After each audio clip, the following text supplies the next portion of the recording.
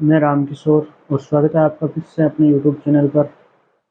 पिछली क्लास में हमने देखा था कि सूक्ष्म बीजाणु या परागकणों का निर्माण कैसे होता है, ठीक है, और परागकोश का विकास कैसे होता है, उसके अंदर सूक्ष्म बीजाणु या परागकण किस प्रकार से बनते हैं। उससे आगे का टॉपिक आज देखेंगे। अगर आप नए हो तो पिछला वीडियो जाकर आप जरूर देखना, क्योंकि वो वीडियो देखे बगैर ये टॉपिक समझ में नहीं आएगा। चलिए शुरू करते हैं। थोड़े से पिछली क्लास का जो है हम देख लेते हैं ताकि इजीली समझ में आ जाए। थोड़ा सा रिवीजन कर लेते हैं कि हमने क्या पढ़ा था पिछली क्लास में, ठीक है, उसके अकॉर्डिंग ही आपको अभी समझ में आएगा। तो पिछले क्लास में हमने देखा था कि परागकणों का निर्माण कैसे हुआ था, ठीक है। एक बार हम परागकोश की संरचना बना लेते हैं।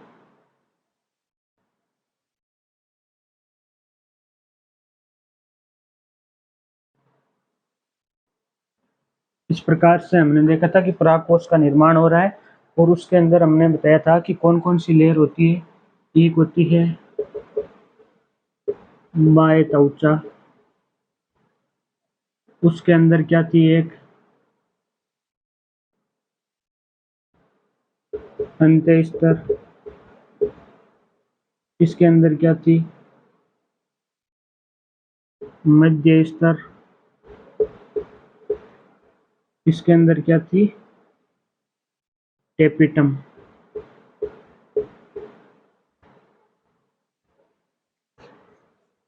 इन लेयरों के निर्माण से पहले मैंने बताया था जब परागकोश का विकास हो रहा था तो चार कोनों पर चार कोशिकाएं वृद्धि की थी, ठीक है, ठीक है।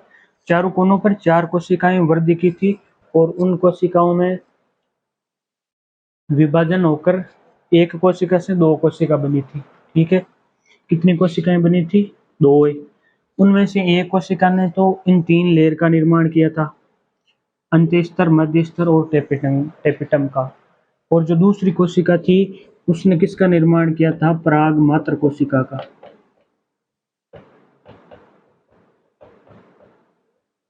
या सूक्ष्म बीजाणु मात्र कोशिका।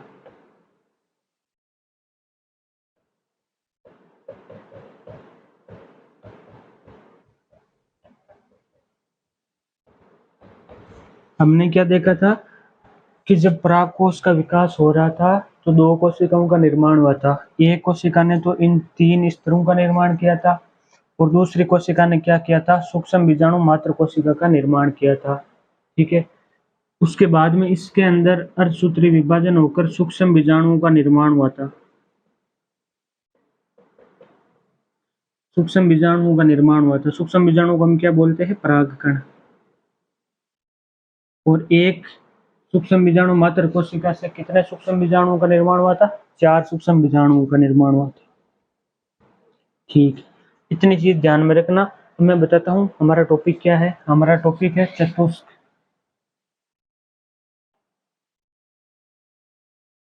चतुष्क क्या होता है? तो जब इसके अंदर जो कोशिका थी उसने किसका निर्माण किया? सूक्ष्म बीजाणु मात्र कोशिका से।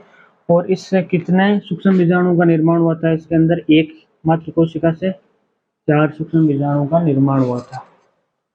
अब इसके अंदर ये जो चार परागकण या सूक्ष्म बीजाणु बनते हैं उनकी स्थिति किस प्रकार से रहती है, वो किस प्रकार से व्यवस्थित रहते हैं, उन चीजों को हम देखते हैं। चतुष्क किसे बोला जाता है? जो ये चार परागकण होते हैं वो सामूहिक रूप में रहते हैं, यानी एक दूसरे से चिपके रहते हैं। इन चारों का एक समूह बना रहता है, यानी इन चारों परागकणों का एक साथ होना क्या कहलाता है? चतुष्क कहलाता है। यानी ये बिखरे हुए नहीं होते। जैसे इन चार परागकणों का निर्माण होगा ये चारों एक साथ होंगे चिपके हुए, ठीक है। इसे ही बोला जाता है चतुष्क, यानी परागकणों का सम्मिलित रूप में पाया जाना क्या कहलाता है? चतुष्क कहलाता है। दूसरी बात कि भाई ये जो चिपके रहते हैं किसके वजह से चिपके रहते हैं? तो इसके अंदर एक लेयर होती है जिसको हम बोलते हैं केलोस परत। ये केलोस परत होती है इन चारों परागकणों को क्या करती है? चिपकाए हुए रखती है। लेकिन जब ये परागकण पूर्णतः परिपक्व हो जाता है और परागकोश भी परिपक्व हो जाता है, जब परागण की क्रिया होने की कगार पर होती है, इसका विस्फोटन हो जाता है और ये बाहर निकलना चाहते हैं। उस टाइम क्या होता है, जो हमारी टेपिटम लेयर है, ठीक है, इससे एक एंजाइम रिलीज होता है जिसको बोला जाता है केलेस एंजाइम।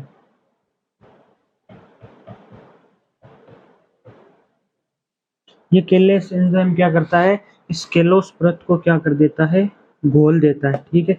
इसको घोलने के बाद में ये परागकण क्या हो जाते हैं, स्वतंत्र हो जाते हैं, अलग हो जाते हैं।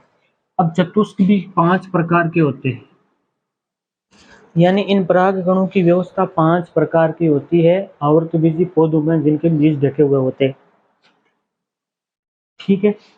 कितने प्रकार की व्यवस्था होती है, 5 प्रकार की व्यवस्था होती है, उसमें ये अलग अलग प्रकार से चिपके हुए होते हैं, वो हम देखेंगे, ठीक है। इतना समझ में आ गया होगा। अगर कोई स्क्रीनशॉट लेना चाहता है तो ले सकता है।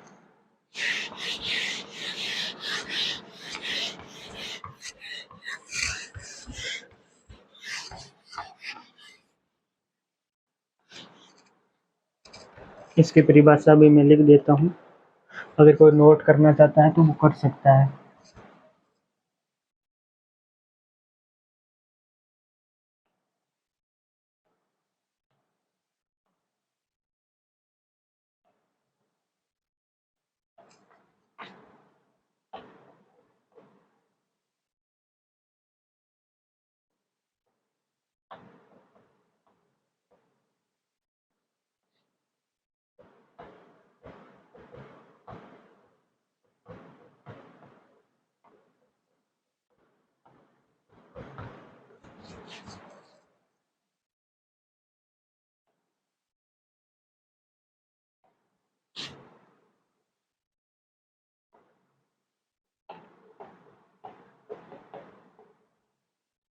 यानी पराग कोश में स्थित पराग मात्र कोशिका से बने चारों परागकणों या सूक्ष्म बीजाणुओं या लघु बीजाणु, ये तीनों वर्ड एक ही चीज है, ये ध्यान रखना।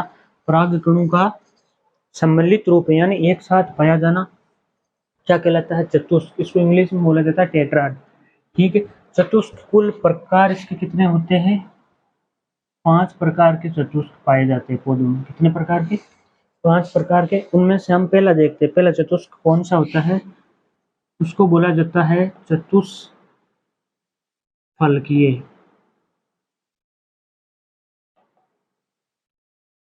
क्या बोला जाता है, चतुष्फलकीय। इसमें क्या होता है, आप स्थिति देखना इसकी, एक बार मैं पहले चित्र बना देता हूँ। हमने बताया था कि कितने परागकण बनते हैं, एक पराग मात्र कोशिका से 4 परागकण बनते हैं।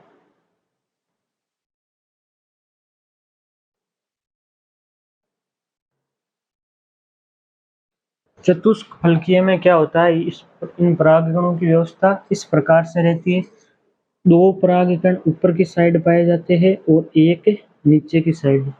गिनने में 3 लग रहा, आप बोलेंगे चौथा परागकण कहाँ है, तो चौथा इन तीनों की पिछली साइड में पाया जाता है।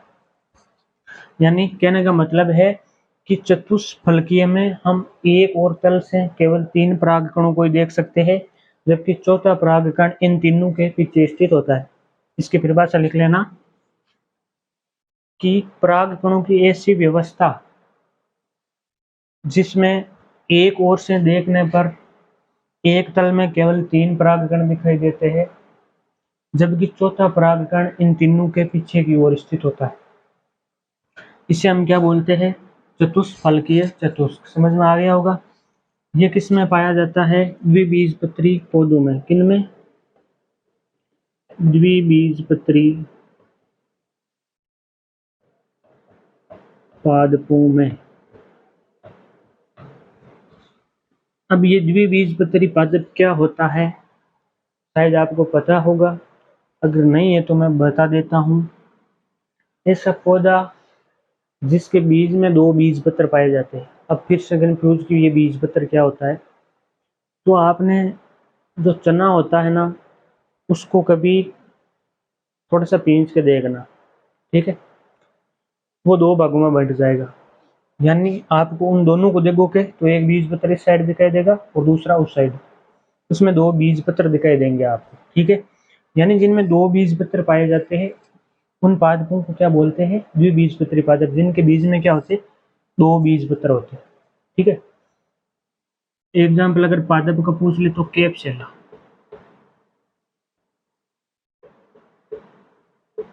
कौन से पादपों में पाया जाता है चतुष्फलकीय, कैप्सुला में पाया जाता है।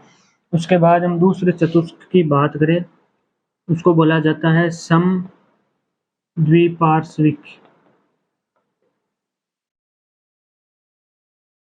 इसका चित्र देखना आप, बहुत इजी है।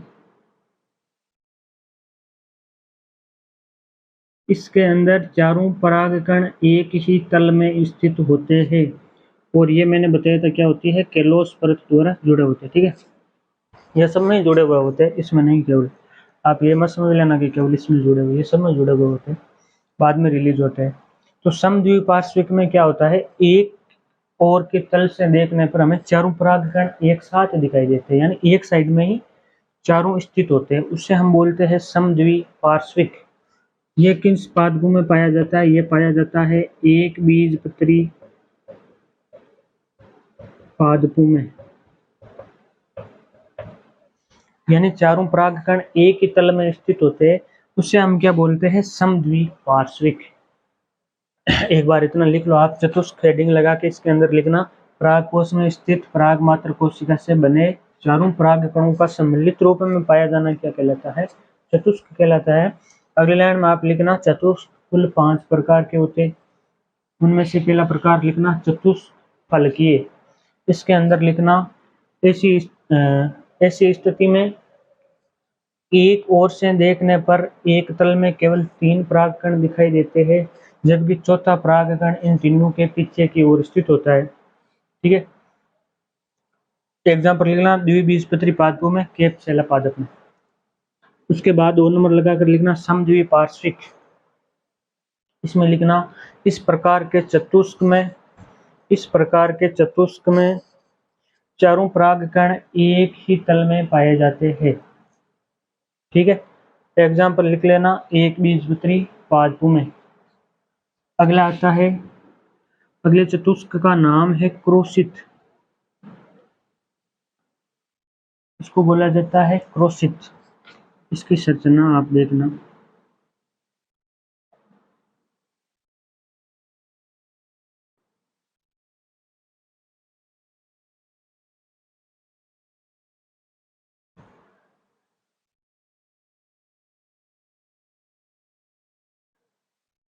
अब इसमें और इसमें ज्यादा कंफ्यूज रहता है। ठीक है, कौन से में, चतुष्क फलकीय और क्रोशित के अंदर। वही क्रोशित की परिभाषा क्या है कि इस प्रकार के चतुष्क में एक ओर के तल में देखने पर, एक ओर से देखने पर एक तल में 3 परागकण पाए जाते हैं। वे 3 तो इसमें भी पाए जाते हैं। चौथा परागकण इसमें क्या होता है, इन तीनों के पीछे होता है, लेकिन इसमें क्या ध्यान रखना है, इसमें जो चौथा परागकण होगा वो नीचे वाले के पीछे स्थित होगा, इसमें इसके पीछे स्थित होगा, वो चौथा होगा वो इसके पीछे होगा, जबकि इनमें चौथा इन तीनों के बीच में पीछे की ओर स्थित होगा। इसकी परिभाषा कैसे लिखेंगे कि इस प्रकार के चतुष्क में एक ओर के तल से देखने पर हमें केवल 3 परागकण दिखाई देते हैं, जबकि चौथा परागकण नीचे वाले परागकण के पीछे स्थित होता है। ठीक है, क्लियर। इसका एग्जाम्पल है मैग्नोलिया पादप। एग्जाम्पल क्या है, मैग्नोलिया पादप। 4 नंबर हम बात करें, टी आकार।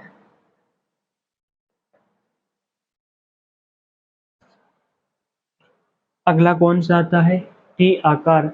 शब्द से आपको पता चल रहा होगा कि चतुष्क बनेगा तो टी के जैसा ही बनेगा, क्योंकि टी आकार नाम आ रहा है। तो इसके अंदर चतुष्क किस प्रकार से रहते हैं वो देखना।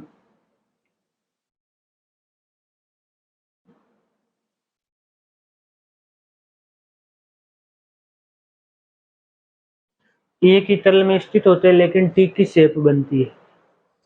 टी आकार में क्या होता है, परागकण एक ही तल में स्थित होते हैं, लेकिन टी आकार की शेप बनती है। इसमें 2 लंबवत व 2 ऊर्ध्वाधर स्थित होते हैं, यानी 2 लंबवत हो रहे और 2 ऊर्ध्वाधर स्थित हो रहे।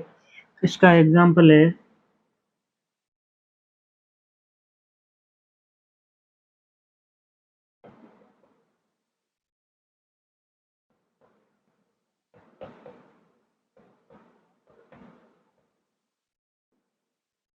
एरिस्टोटोलोकिया पादप। टी आकार का उदाहरण क्या है? एरिस्टोटोलोकिया पादप, यानी इसके अंदर टी की शेप बनती है। आप ऐसे परिभाषा याद रखना कि इस प्रकार के चतुष्क के अंदर चारों परागकण एक ही तल में स्थित होते हैं और टी की आकृति बनाते हैं। 5 नंबर हमारा आता है रेखिक।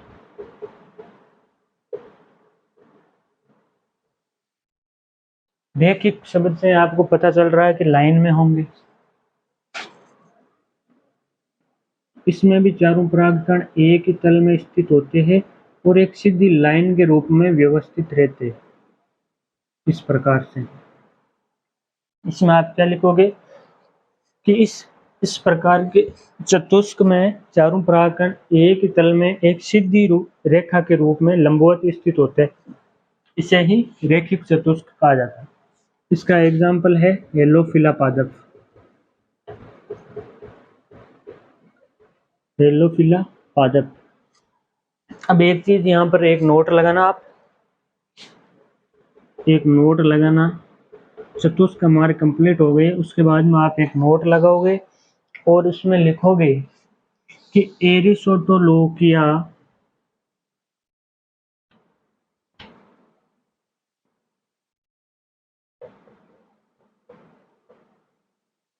एरिस्टोटोलोकिया पादप में 500 प्रकार के चतुष्क पाए जाते हैं। ये एक ऐसा पादप है जिसके अंदर ये भी पाया जाता है, ये भी पाया जाता है, ये भी पाया जाता है, ये भी पाया जाता है और ये भी पाया जाता है। क्लियर है?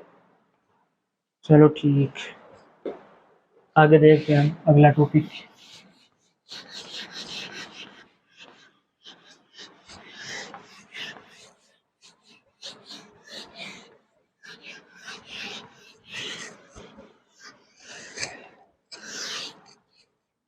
अब हमने यहाँ तक देख लिया था कि परागकोश के अंदर परागकण बने थे किससे? पराग मात्र कोशिका से बने थे। और चारों परागकण क्या थे? जॉइंट थे, एक दूसरे से चिपके हुए थे।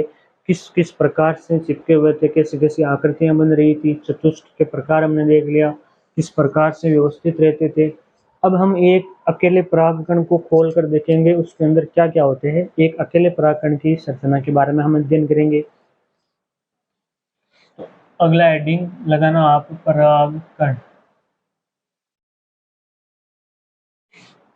अब एक परागकण के बारे में जानेंगे, इसके अंदर क्या क्या होता है, इसकी क्या क्या व्यवस्था होती है, वो सब चीजें हम देखेंगे। तो 2-3 चीजें हम लिख लेते हैं। पहली चीज कि ये सामान्यतः क्या होते हैं? हमेशा गोलाकार होते हैं और इनका व्यास क्या होता है? 25 से 50 mm तक का इनका व्यास होता है। अब हम परागकण की संरचना देखेंगे। आप हेडिंग लगा लेना परागकण और उसके अंदर संरचना वगैरह बना लेना।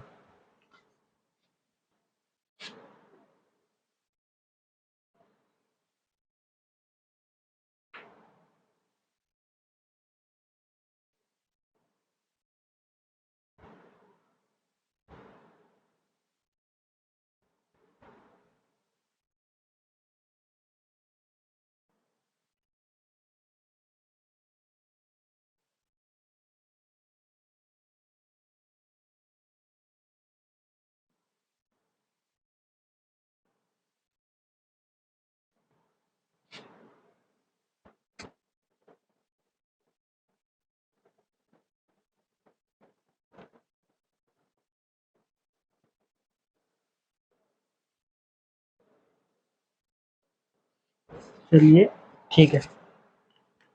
हम परागकण का जब अध्ययन करते हैं, एक परागकण को हम सूक्ष्मदर्शी यंत्र की सहायता से हम देखते हैं, तो हम क्या देखते हैं कि इसके अंदर 2 परत होती है। ये 2 परतों से मिलकर बना होता है। बाहर वाली परत को बोला जाता है बाह्यचोल, एक्जाइन, और अंदर वाले को बोला जाता है एंटाइन, अंत्यचोल। क्लियर है? यानी इसको हम देखते हैं तो ये कितनी परतों से मिलकर बना होता है? 2 परतों से मिलकर बना होता है। बाहर वाली परत को बाह्यचोल कहा जाता है, अंदर वाली परत को अंत्यचोल कहा जाता है। बाह्यचोल होती है वो क्या होती है, थोड़ी सी मोटी होती है आकार में और खुरदरी होती है। बायचोल क्या होती है, मोटी और खुरदरी होती है। जबकि अंत्यचोल क्या होती है, इसके अंदर की ये चोल है, ये क्या होती है, थोड़ी सी बायचोल के मुकाबले थोड़ी सी पतली होती है और क्या होती है, चिकनी होती है। बायचोल क्या होती है, मोटी और खुरदरी, और अंत्यचोल क्या होती है, पतली और चिकनी। बाहर वाली ये जो आपको खुरदरी दिखाई दे रही है, थोड़ी सी मोटी दिखाई दे रही है, और अंदर वाली क्या है, चिकनी होती है और पतली होती है। दूसरी बात, बायचोल बनी किसकी होती है, तो ये बनी होती है स्पोरो पोलेनिन नामक पदार्थ से बनी होती है। बायचोल किसकी बनी होती है, स्पोरोपोलेनिन नामक पदार्थ की बनी होती है, और ये बनी होती है पेक्टोसेलुलोज की,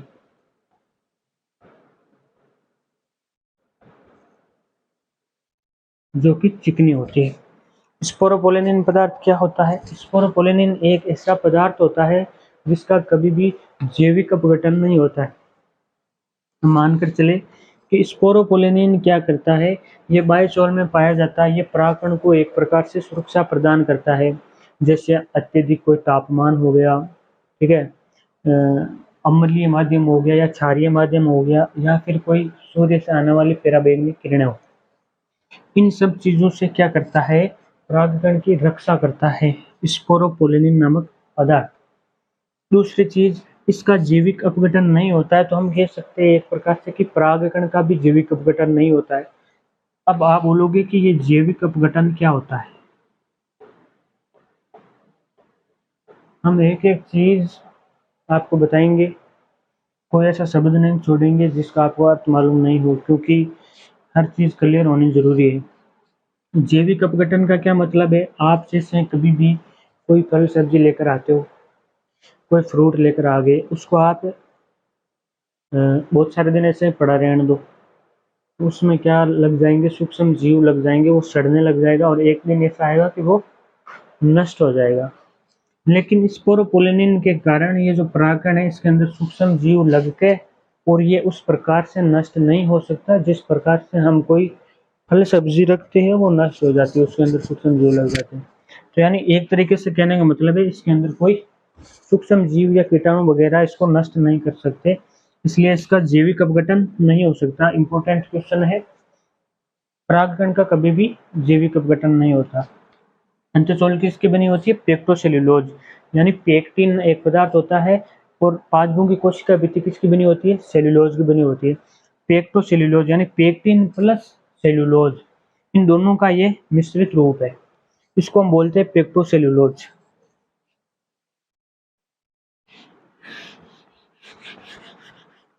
ये दो चीजें आपके क्लियर हो गई होगी।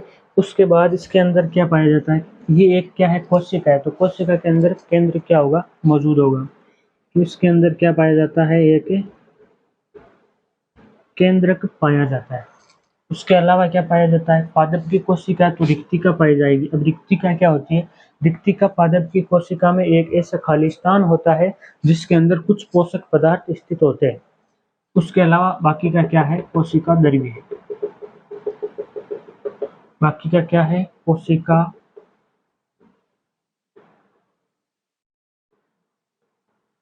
ये कोशिका द्रव्य क्या होता है, कोशिका द्रव्य चाहे कोई सी सेल हो, ठीक है, चाहे पादप की सेल हो चाहे जंतु की सेल हो, केंद्र के अलावा कोशिका के अंदर जो भी शेष बचा भाग होता है, इसके अंदर कोई से भी कोशिकांग हो, चाहे कोई पदार्थ हो, लिक्विड कुछ भी हो, वो सारा कुछ क्या कहलाता है, कोशिका द्रव्य कहलाता है, केंद्र के अलावा जो भी भाग है, ठीक है। अब आप बोलोगे कि एक नाम आता है जीव द्रव्य है, वो क्या होता है, तो दोस्तों मैं बता दूं, जीव द्रव्य उससे कहते हैं केंद्रक सहित सारा भाग, यानी इसके अंदर जीव द्रव्य के अंदर केंद्रक भी सम्मिलित होता है, यानी इस कोशिका के अंदर जो भी भाग है केंद्रक सहित वो जीव द्रव्य कहलाता है। केंद्र के अलावा जो भी भाग है वो क्या कहलाता है, कोशिका द्रव्य कहलाता है।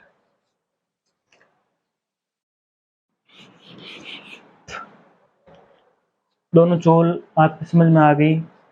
इसके अंदर एक केंद्रक होता है कोशिका, तो जाहिर सी बात है रिक्तिका होती है, और बाकी का क्या होता है कोशिका द्रव्य। रिक्तिका भी कोशिका द्रव्य का ही भाग है, ठीक है। उसके अलावा ये जो आपको खांचे दिखाई दे रहे हैं इनको बोला जाता है जनन छिद्र। क्या बोला जाता है? जनन छिद्र। जनन छिद्र क्या होता है? जहां पर बाह्य त्वचा पतली होती है या अनुपस्थित होती है, वहां पर क्या होता है जनन छिद्र बन जाता है। अब आप बोलोगे कि जनन छिद्र का कार्य क्या है, तो जनन छिद्र क्या करता है, जब परागण की क्रिया होती है यानी परागकण जो है पराग कोश से वर्तिकाग्र तक पहुंचता है। वर्तिकाग्र, पराग कोश ये सब चीजें नहीं मालूम है तो इसका फर्स्ट पार्ट देखना इस चैप्टर का, उस सब की संरचना बताई हुई है, उसके अंदर आपको सब पता चल जाएगा। कंटिन्यू देखते आना तभी समझ में आएगा, नहीं तो नहीं आएगा। मैं कहाँ पर था कि हाँ, जनन छिद्र का क्या कार्य है, जब परागण की क्रिया हो जाती है यानी परागकण पराग कोश से वर्तिकाग्र तक पहुंच जाते हैं, पहुंचने के बाद में इस जनन छिद्र से एक नली का निर्माण होता है, उस नली को बोला जाता है पराग नली। क्या बोला जाता है? पराग नली। और पराग नली किससे निकलती है? जनन छिद्रों से निकलती है। दूसरी बात, जो एक बीजपत्री पादप होते हैं उनमें जनन छिद्र एक होता है, और द्विबीजपत्री पादपों में जनन छिद्रों की संख्या होती है 3। 1 2 3 ये किसमें है? द्विबीजपत्री पादपों में। जबकि एक बीजपत्री पादपों में जनन छिद्र कितने होते हैं? एक होते हैं। परागनली वगैरह आगे हम पढ़ाएंगे कैसे युग्मकों का निर्माण होता है। अभी के लिए आप मत बनाना, ठीक है। अभी के लिए आप इतनी ही संरचना बनाना, अगला टॉपिक हमारा यही रहने वाला है जस्ट इसके बाद में। यहाँ तक नोट कर लिया। अब आप हेडिंग लगाओ परागकण, उसके अंदर उसकी ये संरचना बनाओ, नाम वगैरह लिख लेना। उसके बाद में पहला पॉइंट लगा के लिखना सामान्यतः गोलाकार होते हैं। दूसरी लाइन में लिखना इनका व्यास 25 से 50 mm होता है। बाद में आप लिख लेना परागकण दो परतों से मिलकर बना होता है। एक साइड में लिखना बाह्य चोल और दूसरी साइड में लिखना अंत्य चोल। बाह्य चोल के नीचे लिखना परागकण के बाहर वाली परत को बाह्य चोल कहा जाता है। निचली लाइन में लिखना ये मोटी और खुरदरी होती है। अंत्य चोल के नीचे लिखना परागकण के आंतरिक परत को अंत्य चोल कहा जाता है। ये बाह्य चोल के नीचे स्थित होती है, ये चिकनी और पतली होती है। बाह्य चोल के नीचे वापस लिखना इसका निर्माण स्पोरोपोलेनिन से होता है। इसके नीचे लिखना इसका निर्माण पेक्टोसेलुलोज से होता है। अब अगली लाइन में आप नोट लगा के लिख लेना चाहिए स्पोरोपोलेनिन। इसके आगे लिखना स्पोरोपोलेनिन एक ऐसा पदार्थ है जो परागकण की बाह्य चोल में पाया जाता है। स्पोरोपोलेनिन परागकण को अत्यधिक तापमान, अम्लीय और क्षारीय माध्यम तथा सूर्य की पराबैंगनी किरणों से इसकी सुरक्षा प्रदान करता है तथा परागकण का जैविक अपघटन होने से रोकता है। अगली लाइन में नोट लगाकर फिर लिखना कि परागकण का कभी भी जैविक अपघटन नहीं होता। फिर अगली लाइन में नोट लगाकर लिख लेना या एरो लगा के लिखना आप जनन छिद्र। इसके अंदर आप लिख लेना कि परागकण की बाह्य चोल जहां पर पतली या अनुपस्थित होती है वहां पर जनन छिद्रों का निर्माण होता है। इसके नीचे लिख लेना एक बीजपत्री पादपों में जनन छिद्रों की संख्या 1 होती है, जबकि द्विबीजपत्री पादपों में जनन छिद्रों की संख्या 3 होती है। अंत्य चोल बाह्य चोल हो गया, जनन छिद्र हो गया। अगर रिक्तिका लिखना चाहो तो लिख लो कि पादपों की कोशिकाओं में एक ऐसा स्थान होता है या एक रिक्त स्थान होता है जिसे रिक्तिका बोला जाता है। इसके अंदर कुछ पोषक पदार्थ समाहित रहते हैं। यहाँ तक क्लियर है। उसके अलावा हम देखते हैं कि जो परागकण, कुछ पौधों के ऐसे परागकण है जो मनुष्य में एलर्जी उत्पन्न करते हैं। अगली लाइन में स्टार लगाकर आप लिख लेना स्टार लगाकर लिख लेना कि गाजर घास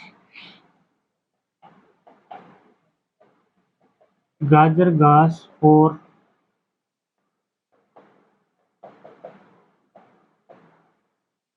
गाजर घास को बोला जाता है पार्थेनियम।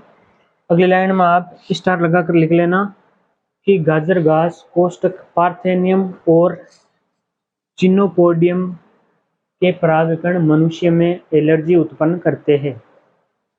यहाँ तक लिखने के बाद आप आगे लिख लेना। अब क्या रह गया इसमें से, यहाँ आगे लिख लेना आप पराग उत्पादन। पराग उत्पादन से पहले हम एक चीज और देखते हैं, हेडिंग लगाना और लिख लेना पोलेन कीट।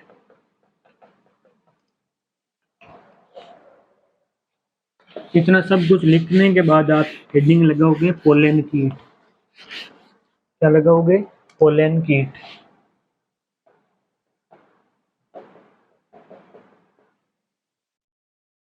पोलेन कीट क्या होता है? एक तेलीय पदार्थ होता है जो कीटों द्वारा परागित पुष्प होते हैं।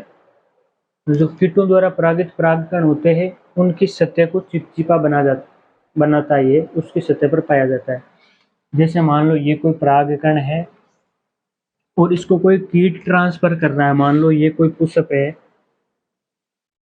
ये पुष्प का मादा भाग है और ये क्या है? नर भाग है। इसको क्या बोला जाता है? परागकोश।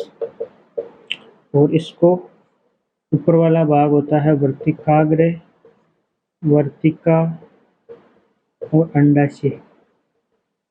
ये पूरा क्या है? मादा भाग। ये क्या है? नर भाग। और ये परागकण मैंने बताया था परागकोश के अंदर बनते हैं और इनका स्फुटन होता है जब ये परागकोश से बाहर निकल जाते हैं। तो जब ये यहाँ पर आता है तो कीटों द्वारा परागित कौन सा होता है? जिसको कीट ट्रांसफर करता है यहाँ से यहाँ तक। मान लो ये कोई परागकण है, इसको कीट ले जाता है तो इस पर क्या पाई जाएगी? पोलन कीट। पोलन कीट क्या है? एक तेलीय परत है, तेलीय और चिपचिपी परत है। तो ये क्या करती है? जब यहाँ पर कोई कीट आएगा तो इसके ऊपर जो चिपचिपी परत होगी जिसके कारण ये कीट के पंखों से चिपक जाएगा और वो उड़ता उड़ता इसको यहाँ तक ट्रांसफर कर देगा। इसे ही क्या बोला जाता है? पोलन कीट बोला जाता है। इसके अंदर आप लिख लेना, एक नंबर लाइन में लिख लेना पोलन कीट एक चिपचिपा तेलीय पदार्थ होता है जो कीटों द्वारा परागित परागकणों के ऊपर परत के रूप में पाई जाती है। पोलन कीट के कार्य, इसके अंदर पहला कार्य लिख लेना कि पोलन कीट से कीट आकर्षित होते हैं। इससे कीटों को गंध प्राप्त होती है जिस वजह से क्या होते हैं? कीट आकर्षित हो जाते हैं। अगर इसमें एक गंध रिलीज होती है जिससे कीट इसकी ओर आकर्षित होंगे तभी ये कीटों के चिपक जाएगा और परागण की क्रिया हो जाएगी। दूसरा पॉइंट लिख लेना आप, यह क्या करता है? पोलन कीट परागकण को सूर्य की पराबैंगनी किरणों से रक्षा करता है। ठीक है, अब आगे आप लिख लेना पराग उत्पादन। अगली हेडिंग लगाना पराग उत्पादन, यानी इनका जो उत्पादन है वो क्यों करते हैं? पराग उत्पादन का मतलब इनका उत्पादन करना परागकणों का।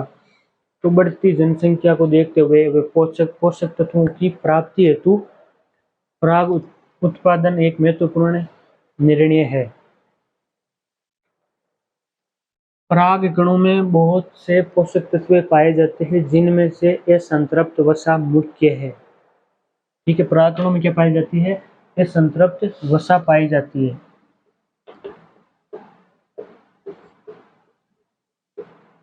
जिसके कारण एथलीट और घोड़ों को इसको दवा के रूप में दिया जाता है। ठीक है, परागकणों को, इसे ही पराग उत्पादन कहते हैं। यानी परागकणों का उत्पादन करना पराग उत्पादन कहलाता है। ठीक है, परागकण में क्या पाई जाती है? असंतृप्त वसा पाई जाती है जिसकी वजह से एथलीट और रनर जो होते हैं, धावक जो होते हैं, वो इसको दवा के रूप में यूज करते हैं। उसके अलावा हम देखते हैं कि सबसे बड़ा परागकण कौन से पौधे में होता है? सबसे बड़ा परागकण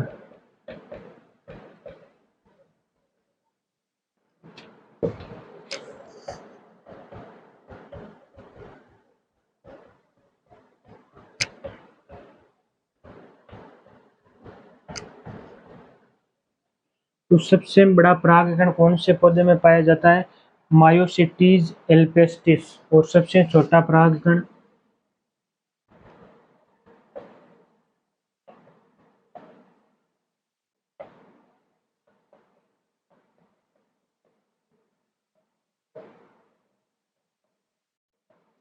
सॉरी, यहाँ पर थोड़ा सा मिस्टेक हो गया है। सबसे बड़ा ये होगा और सबसे छोटा ये होगा। समझ आता हूँ। यानी सबसे बड़ी परागकण कौन से पौधे में पाई जाती है? मायोसिटीज एल्पेस्टिस में। और सबसे बड़ी परागकण किसमें पाई जाती है? मिरेबिलस जलापा में। यहाँ तक आप नोट कर लो।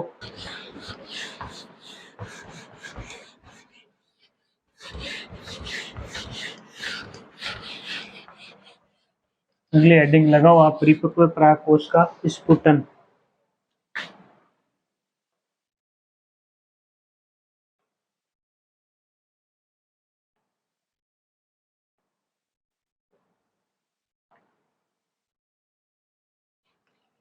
मैं थोड़ा सा चित्र बना लेता हूँ।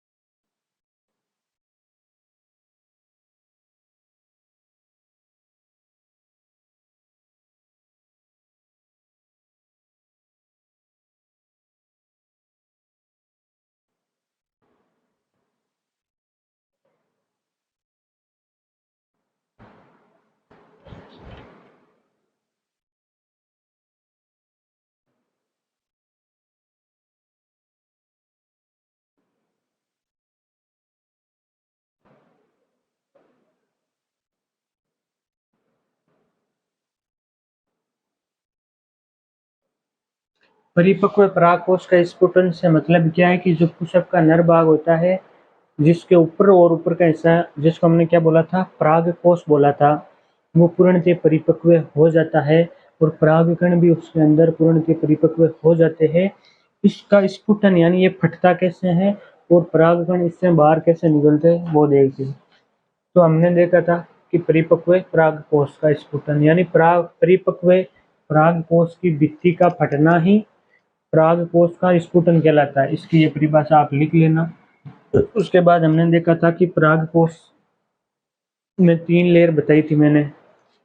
एक तो बताई थी बाह्य त्वचा,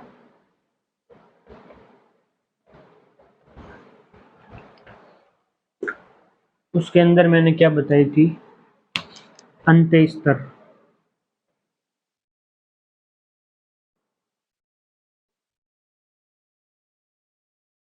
क्या बताई थी? अंत्य स्तर बताई थी।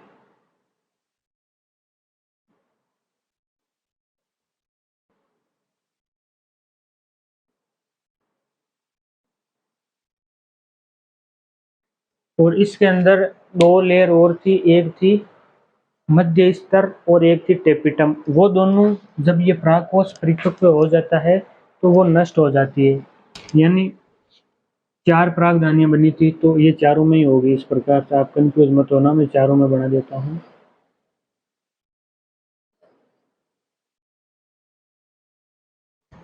अब हमने देखो पहले परागकोश की संरचना देखी थी, तो हमने कौन कौन सी लेयर देखी थी? एक तो देखी थी बाह्य त्वचा, उसके नीचे क्या थी? अंत्य स्तर, उसके नीचे क्या थी? मध्य स्तर, उसके नीचे क्या थी? टेपिटम। यानी कुल 4 लेयर थी।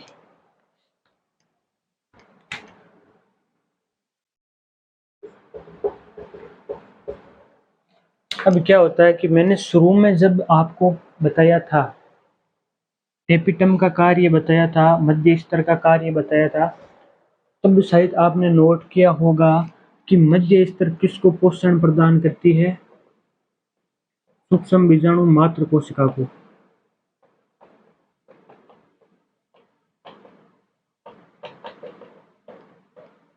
और परागकणों का निर्माण किससे होता है? सूक्ष्म बीजाणु मात्र कोशिका यानी सूक्ष्म बीजाणु मात्र कोशिका यानी सूक्ष्म बीजाणुओं की माता, जिससे सूक्ष्म बीजाणु बन रहे।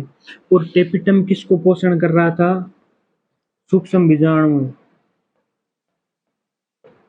ये किसको पोषण दे रहा था? सूक्ष्म बीजाणु या परागकण।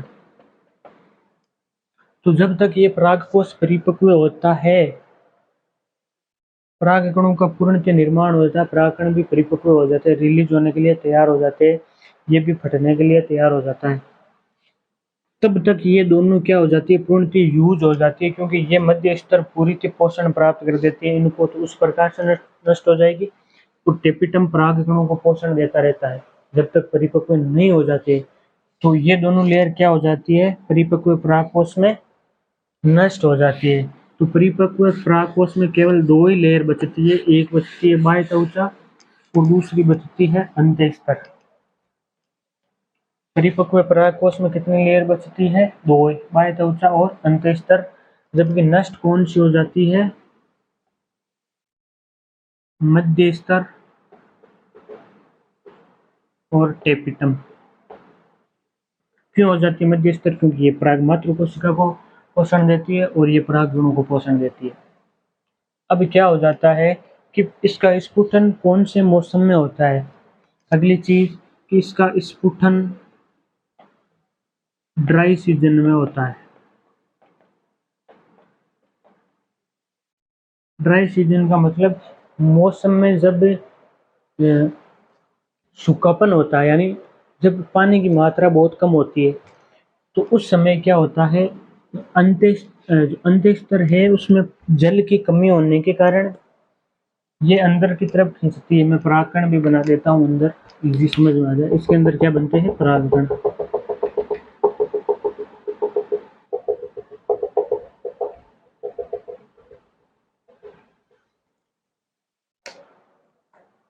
तो जब मौसम क्या होता है? ड्राई सीजन होता है, जब मौसम के अंदर पानी की कमी होती है, उस समय क्या होता है? जो अंतःस्तर होती है, इसकी जो कोशिकाएं हैं उनमें क्या होता है? तनाव पड़ता है, तो ये अंदर की तरफ खींचती है, यानी ये क्या होती है? अंदर की तरफ खींचती है। उस समय क्या हो जाता है? स्टोमियम की कोशिकाएं फट जाती है। स्टोमियम इस स्थान को बोला जाता है रंध्रक की कोशिकाएं बोला जाता है यहाँ पर स्टोमियम, और इसको स्फुटन रेखा भी बोला जाता है।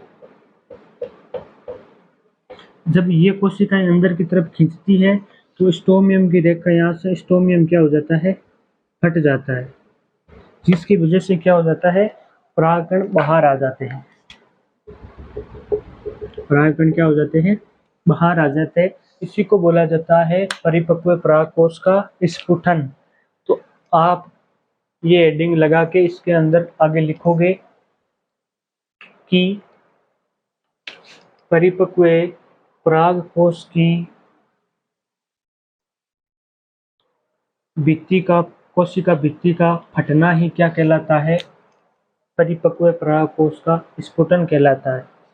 अगली लाइन में लिखो, परिपक्व परागकोश के अंदर केवल बाह्य त्वचा और अंतःस्तर ही मौजूद होती है, जबकि मध्य स्तर और टेपिटम नष्ट हो जाती है। उसके बाद लिखो, अगली लाइन में लिखना, इस परिपक्व परागकोश का स्फुटन ड्राई सीजन में होता है, जब मौसम में जल की कमी होती है, जिस कारण परागकोश की मध्य स्तर की कोशिकाओं में जल की कमी होने के कारण ये अंदर की तरफ खींचती है तथा स्टोमियम पर दबाव पड़ता है। कोष्टक में रंध्रक कोशिका लिख लेना। तथा स्टोमियम पर दबाव पड़ने के कारण ये फट जाता है और परागकोश से परागकण रिलीज हो जाते हैं, या परागकोश से परागकण बाहर निकल जाते हैं। ठीक है, परिपक्व परागकोश का स्फुटन आपका कंप्लीट है। अब आगे एक टॉपिक आता है छोटा सा कि परागकण की जीवन क्षमता। अगला टॉपिक आता है परागकण की जीवन क्षमता या जीवन काल। जीवन काल हम किसे कहते हैं? जीवन काल हम देखते हैं जन्म से लेकर मृत्यु तक की जो अवधि होती है उसको हम जीवन काल बोलते हैं। तो यानी इसकी जीवन क्षमता कब तक है? जब तक ये कार्य करेगा, ठीक है। जब ये मान लो आज बना है, ठीक है, और अगले 100 दिनों तक ये क्या करेगा? अपना कार्य करता रहेगा, उसके बाद ये निष्क्रिय हो जाएगा। तो आज से 100वें दिन तक का जो काल है वो क्या कहलाता है? जीवन काल कहलाता है या जीवन क्षमता कहलाती है। तो ये अलग अलग पादपों में अलग अलग होती है। इसके अंदर लिख लेना परागकण का कार्यरत रहने की, ऐसे मत लिख लेना, ऐसे लिख लेना परागकण की जीवन क्षमता। परागकण उत्पन्न होने से लेकर जब तक क्रियाशील रहता है वो समय परागकण की जीवन क्षमता कहलाती है। अलग अलग पौधों में परागकण की जीवन क्षमता अलग अलग होती है। जैसे जो हमारे धान के जो फसल होती है उसमें इनकी जीवन क्षमता लगभग 30 मिनट की होती है। कितनी होती है? 30 मिनट की होती है, यानी 30 मिनट बाद ये निष्क्रिय हो जाते हैं। जैसे गेहूं चावल में, गेहूं चावल आदि में ये इसकी जीवन क्षमता कितनी होती है? 30 मिनट होती है। आपको ये चीज याद रखनी है, यही पूछा जाएगा, परिभाषा कोई नहीं पूछेगा। दूसरी बात, रोजेसी, लेग्यूमिनेसी और सोलेनेसी। लेग्यूमिनेसी, रोजेसी और सोलेनेसी कुल के पादपों में इनकी जीवन क्षमता कई मंथ तक की हो सकती है। लेकिन धान जैसे गेहूं चावल हो गया, इनमें सिर्फ 30 मिनट की जीवन क्षमता होती है। रोजेसी के अंदर जैसे गुलाब वगैरह पौधे आ गए, लेग्यूमिनेसी के अंदर दाल वाली फसलें आ गई, सोलेनेसी के अंदर जो अपने आलू वगैरह है वो आ गए। तो परागण की जीवन क्षमता में लिख लेना, धान मतलब गेहूं चावल की जीवन क्षमता 30 मिनट होती है और रोजेसी, लेग्यूमिनेसी, सोलेनेसी कुल के पौधों में ये कई मंथ की हो सकती है, बहुत सारे मंथ की हो सकती है, 2 मंथ की हो सकती है, 3 मंथ की हो सकती है। ठीक है, क्लियर है? ये नोट कर लो। इसके अलावा हम थोड़ा सा और देख लेते हैं। एक से बजाता है पराग बैंक।